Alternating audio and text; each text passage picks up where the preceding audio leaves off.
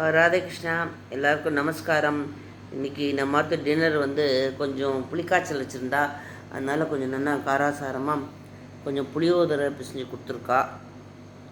அதுக்கப்புறம் கொஞ்சம் மாங்காய் ஊறுகாய், அப்புறம் மோர், அதுக்கப்புறம் சட்னி இருக்குது, தேங்காய் சட்னி.